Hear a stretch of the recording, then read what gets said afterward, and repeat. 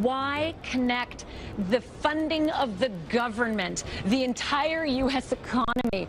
Why bring it to this brink? Why not do it at all the other times all of the other 100+ Congresses have been able to fund the government? Well, have you addressed that to the Senate? I mean, we've already offered a compromise. You're telling your listeners that we Republicans are holding this up and the government's going to shut down. We have actually reached out to the Democrats with a compromise position. Congressman, that's not fair. Don't you dare put this back on me. You know full well, you attached Obamacare and defunding it. Am I a guest on the news show, or am I here to listen to the tirade? You cannot make something up. Am I a guest on your news show, or are you here to give us a tirade? You can't make up facts, sir. You pass a bill back to the Senate saying defund Obamacare. All right, there you go, folks. So welcome back to the Steve Malzberg Show. Ashley Banfield on CNN going quite ballistic, if you ask me, and not getting her facts straight. Joining us now is the great congressman from the great state of Tennessee, Marsha Blackburn, who was also involved in that with Congressman Dana Rohrabacher. She was standing right next to the congressman during that little portion of the 8-minute interview. But you got in your facts and your shots and your responses too, Congressman. Well, yes, I did. You know, it was just amazing. She just decided she was going to have people believe that we had not done anything, and nothing could be further than the truth. And so, yes, after Congressman Rohrabacher finished, I went in and I said, you know, let's go back to the very beginning, which is always a good place to start when you're building context. The Senate went for 5 years and didn't pass a budget. They passed one this year. And so when we got ready to go to conference, they said, oh, by the way, we'll go to conference with you if you will agree to a tax hike. And we were not going to do that. So we have not been able to go to conference with them because they will not agree to go to conference on an open process and put everything on the table. They want to predetermine the outcome. Now, would you go negotiate with someone who had a predetermined outcome? Of course Absolutely not. Of course not. Because you're just a sitting duck. They're going to say, no, our agreement was you had to agree with me if I was going to negotiate with you. So first of all, that is something that is ridiculous. Secondly, we had tried to get the Senate to go through an orderly process on this. They didn't want to do it.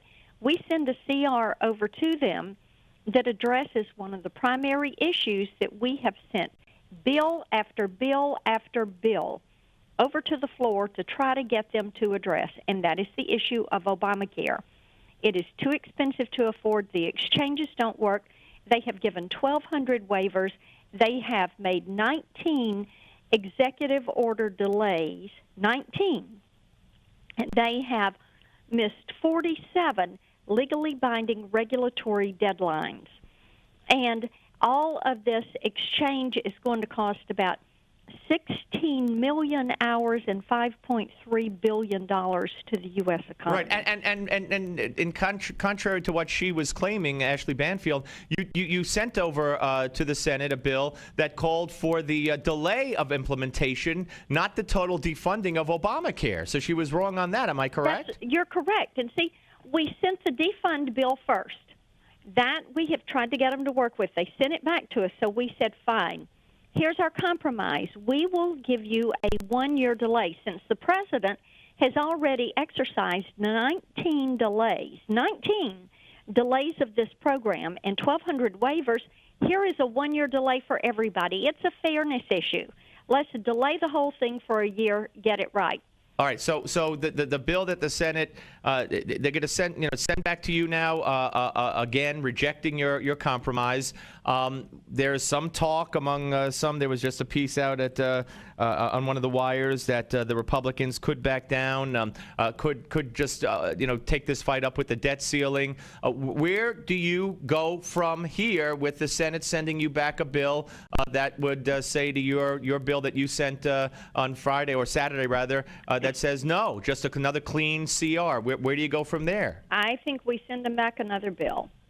And I'm one of those members. I've said, look, the first waiver that was ever given to Obamacare was the president's staff waiving the president, the vice president, their staffs, executive appointees, the IRS, Health and Human Services, the CMS, and the Supreme Court's out of Obamacare.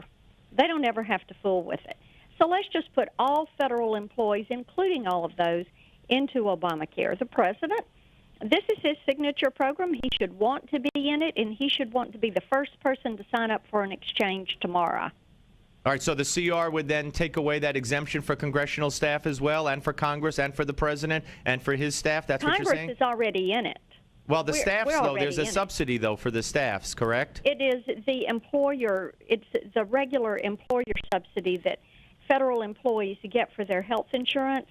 That's the subsidy that would travel with staff for the exchanges. But we should do away, if we're going to do away with any of the federal subsidy, then all of the federal subsidy needs to be done. All right, so that would be in what you would send back to the Senate. What about the medical? I would be for it. What about the medical device tax? I would love to have them take that up and permanently repeal that. All right, and so let's say that's what you send back, and let's say tonight they send it back and say no, and they keep saying no. How far will you guys go?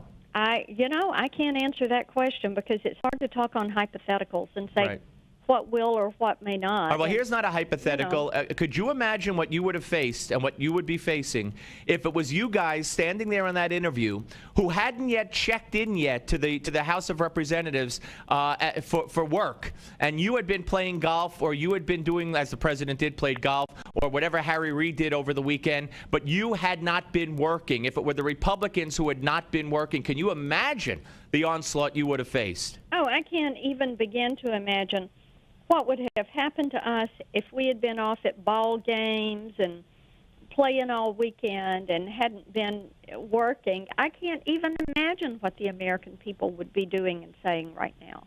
And they'd have a right to. And the American people have the right to be furious with the Senate. They're off. They take off Friday afternoon and are gone the rest of Friday, all day Saturday, all day Sunday. And half of Monday. And half of Monday. A long weekend, like a holiday weekend. That's right. And I don't hear boo about it. Congressman, I know you're busy. I got one more for you here. Tomorrow, October 1st, Obamacare, for even if you could delay part of it or whatever, or defund part of it, or as you were talking about the premium assistance and the device tax, still in all it kicks in, what kind of day is it going to be for America tomorrow? Oh, I think it's going to be an incredibly sad day.